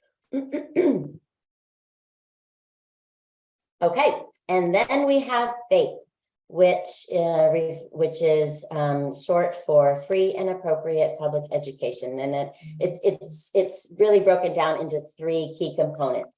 So free basically it's self-explanatory. It basically means that even if a child has a disability, they have the right to have access to an appropriate education that is of no cost to the parent. And then appropriate, which is the A in our FAPE, that is equated with the goals and services that are designed and deemed appropriate for a student to address their unique needs. And then public education, that basically has the tenet around the fact that students with disabilities have the same rights to attend public schools as any other child without a disability. So FAPE is really one of the key components within the federal mandate of special education. Okay, and lastly is LRE, and that is least restrictive environment. So that basically requires schools to educate students to the most extent possible with typically developing peers. So no longer do we refer to a special education as a place that a student will go to. It really is housed in with the notion that special education is a service that is delivered in the environment that is the least restrictive for them to access those appropriate services. So it may be in the general education setting for their entire school day. It may be, depending on what their needs are, it may be that in order for them to make progress, that they need to be pulled out minimally and worked with individually outside of the general education setting, and then return back to the gen ed setting once they receive that little bit of one-on-one support. So there really is a continuum of least restrictive environment. What's most important is that to determine what LRE is, you really start on sort of the left side of the continuum as in the general education setting, and then thinking about what the students' needs are. What do they need in order to make educational progress? And then where is the least restrictive setting in order for them to have access to those services? There's a lot of information around LRE, and so we embedded some extra links for those of you that are curious to learn more about some of the topics that we've talked about. Okay, I'm going to turn it over to Jamie. Thank you, Gina. And this next slide kind of ties into what Arnold Chandler was talking about our number of students who are in the juvenile justice system. We have a really high correlation between students with disabilities and students who are involved with the juvenile justice system. So these are just a couple of statistics. This article actually from the National Center for Learning Disabilities is a great read if you want to kind of look at how is this impacting our students that have disabilities and are both incarcerated or involved with the juvenile justice system. But that also, given what Gina said about least restrictive environment and our legal obligation to provide a free and appropriate public education. Both of those things weigh in heavily as we work with all of our youth, but then also specifically those that we don't have control over their placement sometimes that are involved with juvenile justice or community courts. And some of the challenges that we face are around like some of the Stone Bill legislation that was around changing and bringing students back into California and reducing some of the options for placements outside of California or working with court type placements. We have an obligation for the least restrictive learning environment, which is not in alignment sometimes with the juvenile justice system. So that's just one of the things. Gina's part's really important as we look into this future about some of the challenges. And I'm going to move a little bit quicker so you can see some of the content. I also will make sure that after this is over, I attach a copy of this as a PDF into the chat for you. Also, our systems operate different. As we work with any student, but especially those that have disabilities, we're talking about kids who have a lot going on. They may be foster youth. They may be McKinney-Vento or homeless. They may be involved in courts. That's like a gigantic onion with lots of people's fingers in the mix. And so a lot of it's just our systems differ and what we're allowed to do and what we're not allowed to do. And then also we spend a lot of time in special ed trying to get releases of information. And the same with you guys and other agencies, we are always working on that release of information. That's where the AB 2083 work has been really instrumental here in San Diego. We've been able to make movement as far as that's concerned. We have mandated timelines in special ed. We move either slow or fast. It depends. Everything has a federal timeline associated with it. So sometimes it takes a little bit of time to get that happening and get things moving. But also we can't move too fast. We also, on the last slide, lots of our students come with attorneys already. So we may have special education attorneys, we may have criminal attorneys, we may have all different folks involved in it. It makes it very complex. And some things that we can do is really work on continuing to collaborate. We try to keep our acronyms a little bit out of this presentation. However, FAPE as a word, as an acronym, we use as a word. And so we use it freely without anybody knowing. And I know that when I'm working with my human health and health services department, they also speak in another language. I said, I don't even know what you're talking about. So making sure that we're really focusing on communication and being aware of our acronyms, being collaborative, networking, listening, everything we do being student, or in your case, maybe it might be client centered. Really having students drive the changes, really considering what they want to do and how do we help them get there. A lot of what we do in special ed, and all of us actually, we spend so much time removing barriers. So those are the things when we work collaboratively, we can do that. And then also, I think it's really important that we check who's at the table. And if we know a student has a disability, special ed should be at the table. And when I know that a student has a probation officer or is involved with juvenile justice, I need to have that person there, or their foster youth rep, or whoever it may be. So making sure that we have the right people at the table. And also, Arnold did a good job of connecting with the best practices around education and really making sure that we have high quality instruction and service delivery. By the time our students get to juvenile justice, a lot of times they've already failed in school. So we're picking up the pieces, and we know that we need to make sure that we are providing high quality instruction and services. Make sure that everybody's familiar with the special education, the psych assessment reports from the educational side of things. Making sure that you're familiar with their IEP. We talked about that, their individual education program, making sure that we're on board, making sure that we're using UDL, Universal Design for Learning, making sure that we're leveling our work so that everybody can access it. Using trauma-informed practices is important. We always focus on equity. And as I just mentioned, really about removing barriers. And that concludes kind of what we were talking about. We do have at the bottom of some of our slides, you'll see that there's a URL or there's a link. We didn't have time to tell you everything we'd want to, but we want you to have the resources to be able to go to find that. Also, I think on slide number 2, you'll find our contact information. If you want to talk to Gina or I, you have questions, or maybe you're in a situation like, I don't even know who to start talking to, feel free to reach out to us. There's 136 SELPAs. Sometimes it's hard to find who yours is. Feel free to reach out. We'll be happy to help you. So thank you so much, Mike. Thank you so much. Because of time, I'm just going to transition quickly into our final presentation, which builds off of the momentum from what you guys just presented on. Thank you again so much, Gina and Jamie.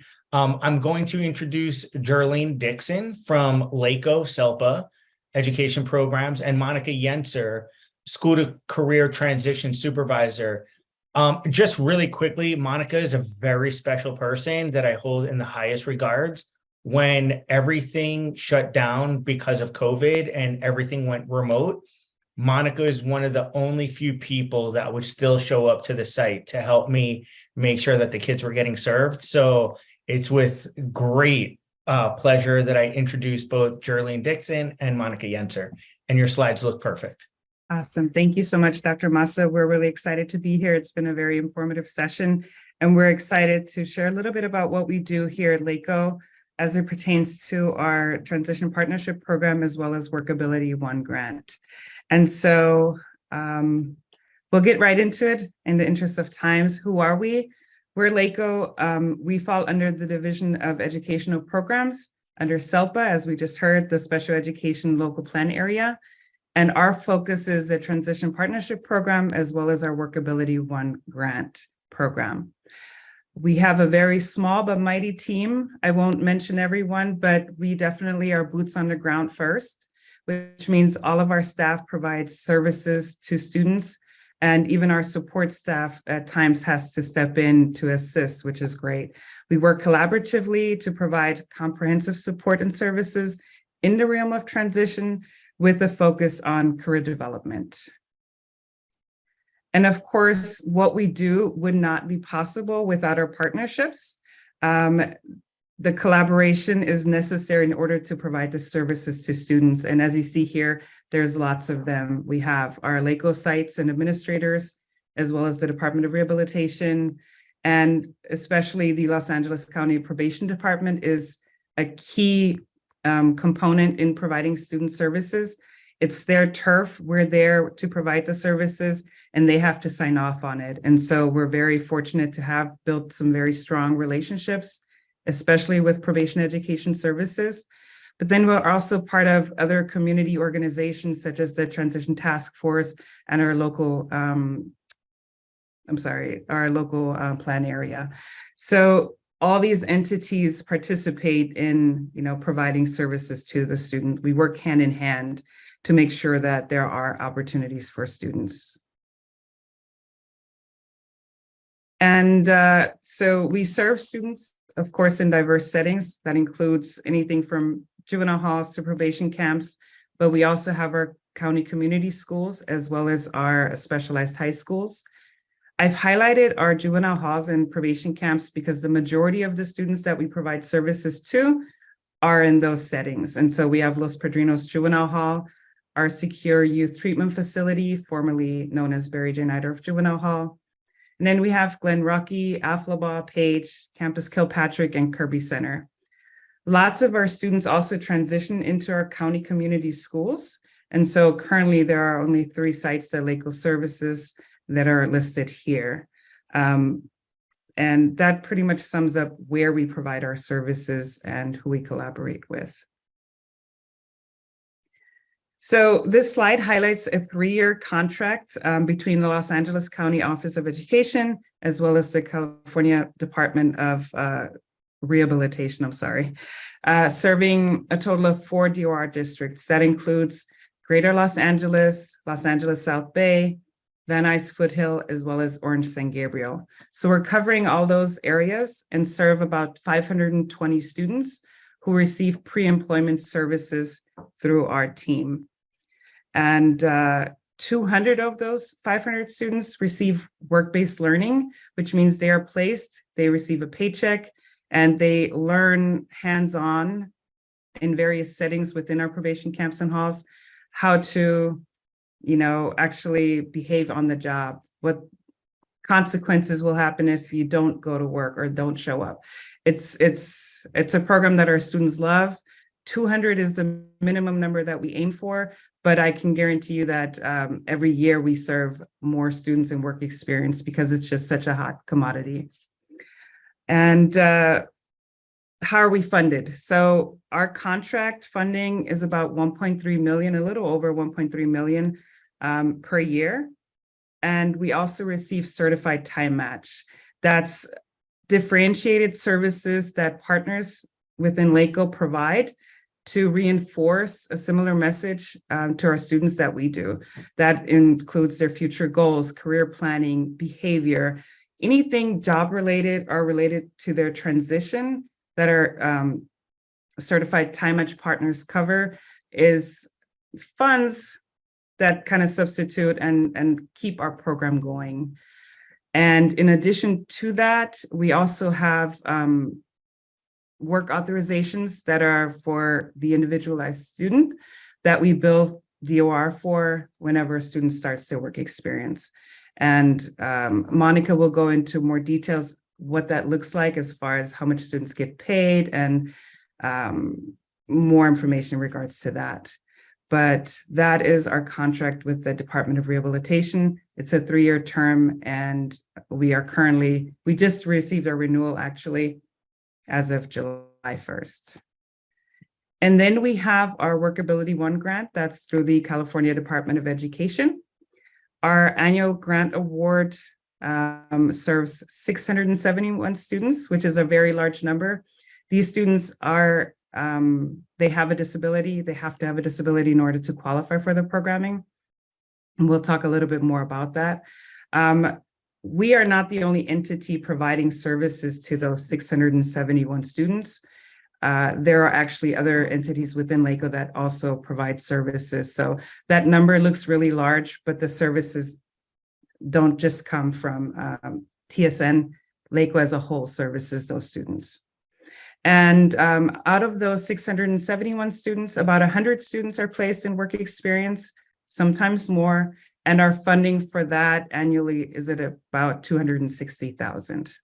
And that is, again, to serve students with disabilities. Here's a comparison as it pertains to eligibility for the program. If you look at the DOR requirements, a student must be at least 16 years old to receive the services, but there's a very broad spectrum on how a student qualifies to participate for those services. They can have an IEP, a 504 plan, may have mental health services, And I will say the majority of students that we're serving do qualify based on mental health, but also IEPs. And even if someone perceives to have a disability, that would qualify that student as well. And then for workability, the age is 14 and over, and the student must have an IEP in order to participate in those services. So that's kind of like an overview of the programming, how we're funded and who we work with. And then I'm going to pass it on to Monica Yenser, and she's going to go into the programming piece. Okay, so these are the 5 DOR services that we teach students. And while you read that list, I would like to tell you guys about my favorite part of this program, which is that we're able to actually meet with students one-on-one. We're also able to do smaller little groups. We're also able to do full classroom curriculum. So it's really interesting to be able to meet the students where they are and tailor a curriculum to their specific needs. Some kids are, ready to go to college. They know exactly what they want to do. They just need help filling out the FAFSA. Other kids might have no idea what they want to be and need to start back with like some job exploration. But so these are what we talk to the students about. Next slide, please, Darlene. So yeah, so these are the different categories and just some little information about how we would serve those students in those categories. So in job exploration counseling, we do career skills assessments and vocational interest inventories. We talk to the students about their previous work experience, if any, and their college and career goals. In the workplace readiness training, this is our biggest category. This is basically any soft skills relating to getting a job, keeping a job, time management, how to not be on your phone all day off, just any kind of skills related to being a productive and confident member of a team. And then in instruction and self-advocacy, we talk to the students a lot about their disability and how to request accommodations on the job if needed. If the employer could provide them with a list of their duties so that they would know what they're responsible for, that kind of thing. We talk to them about DOR as well and the services that they can get when they leave. The next category is counseling on post-secondary education. So this, is obviously anything related to university or community college or trade schools. We help them fill out the FAFSA and understand how loans and financial aid works. And the last part, this is the most important and most exciting part, is the work-based learning experiences. So what we basically do here is we are getting them actual jobs working for probation for the most part, with the exception of those special schools Darlene was talking about before. But the probation students, they help with laundry, folding laundry, helping after cleanup, after meals. They help clean the bathrooms, clean the units where they're staying, where they're living. And they're paid $16.90 an hour, which is I believe the Los Angeles city. Is that right, Darlene? The Los Angeles city minimum wage. Anyway, so they're paid. So the kids love it because obviously they get some money. And for 150 hours, they're able to work 150 hours at $16.90. So it works out to be about $2,400 by the time they leave if they do all of their hours. So the kids obviously love that part, and it really helps them get a nice little setup when they get out. And we do talk to them quite extensively about how to manage that money, how to plan for, what bills they might have, what expenses they might have, and talk about how to not just go blow their money on fun things when they get home. But this piece actually works as a really nice carrot to dangle in front of the students to be able to say to them, oops, sorry, 5 minutes. Okay, let's see it now. But to be able to say to them, you guys, if you behave well, probation will love this. Other LACO employees will love this because you'll be able to make some money off of it too. So everybody wins. Monica, do you mind just like how this helps support PBIS, how this is one of the tools that the schools and the probation can use to incentivize? Yeah. Let's skip to the next one, maybe. Yeah. So when we work with kids in the juvenile camps, they're required to be on stage 3 or 4, which means that they have to be there for at least 3 weeks of positive behavior in order to reach stage 3, and 4 weeks to reach stage 4. And then if they do anything that's especially bad, they would lower the stage, and we would have to stop them from working. But this is how we're able to make it a behavioral component. Same with the juvenile halls. This is new, but now we have to have 2 PBIS certificates, which is positive behavioral interventions and support. I don't know tons about that, but someone else could probably speak to that more. But they basically, if they have their 2 certificates of having behaved well for 2 weeks, then they'll be able to be in this program with us.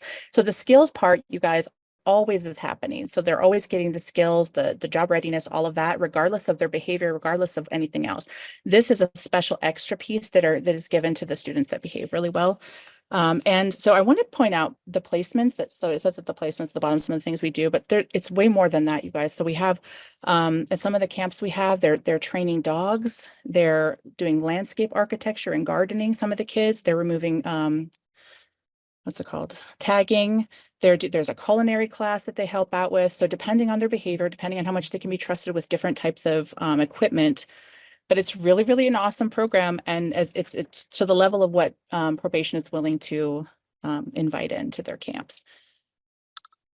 And that's all I think. And Monica, do you just want to go over the fact that the students sign a contract and what that entails just really quickly? Yeah, so this is just our basic, this is actually an old one. We've updated it since then, but this student worker participation agreement, we just basically go over the rules really quickly just to make sure that they understand what's expected of them, because this is a part of their transition also, to understand what's expected of them on the job, you know, to be able to do their timesheet properly and turn it in on time, to understand how many hours they can work and what days they can work, and to be held accountable to all of these rules.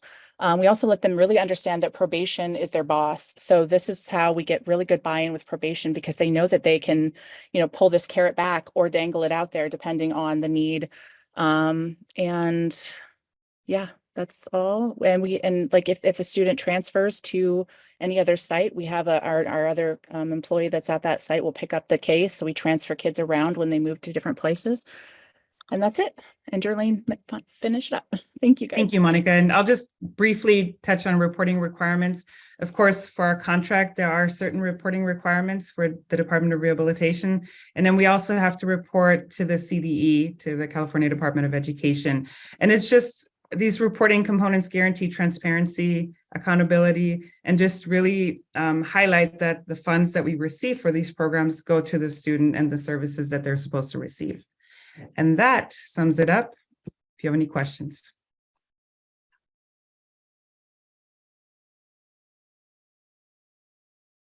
Thank you so much, Shirley. And will I be able to get a copy that I can distribute? I know people are asking. This was a lot of really useful information. So I just want to make sure everyone knows that this will be something that's available so that they can go back to some of the details that you guys presented on. Thank you. Thank you so much. Really, really appreciate it. Before I turn it over to Director Lucero for some closing comments, I just want to really thank Kelly Nadler, Jasmine Miller, Brianna Bruns, Arnold Chandler, Jamie, Tate Simmons, Gina Danner, Jerlene, and Monica for just an absolutely spectacular webinar today. Thank you for all the information that was shared.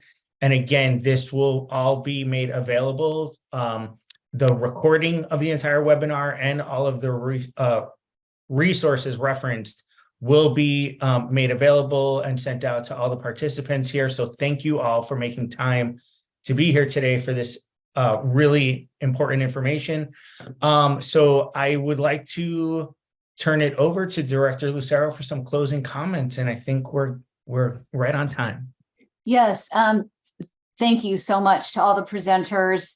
I'd like to express OYCR's commitment to supporting counties and continuing to move toward high quality education for incarcerated youth, acknowledging that the input today will help us help counties with further technical assistance and connections and information. I would like to remind you about some future trainings that align with our Positive Youth Justice a webinar series on January 8th. We're going to have juvenile justice legal updates. LaRon Dennis, a former probation officer and former prosecutor, and until recently co-author of Sisley and Cumley on California juvenile courts practice and procedure, who is now a consultant with us, and David Steinhardt with Commonweal will do a legal update for 2024, letting you know what happened in the last year. In February 5th, we'll have a Credible Messenger Mentoring Movement webinar with Clinton Lacey of CM3.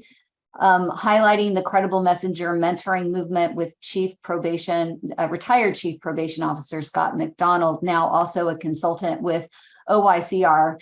And then on March 4th, in their name, the untold story of victim rights, mass incarceration, and the future of public safety. We're going to feature Lenore Anderson, who's the author of that book of the same name, former prosecutor and the president and founder of the Alliance for Public Safety and Justice. So we have some great stuff in store for you, but we also just really need to incubate this information that we heard today and know that we have a big task ahead of us, but we have the tools and we have the willingness and we have the information and we have each other. So again, I saw somebody wanted us to drop the names of the webinars into the chat. Hopefully one of the people from OYCR is doing that. And we will continue. If you came to this event, you're going to be on our listserv. So we will continue to invite you to these webinars. You may also be receiving an evaluation. We always really want the feedback. Again, thank you so much and have a great holiday season.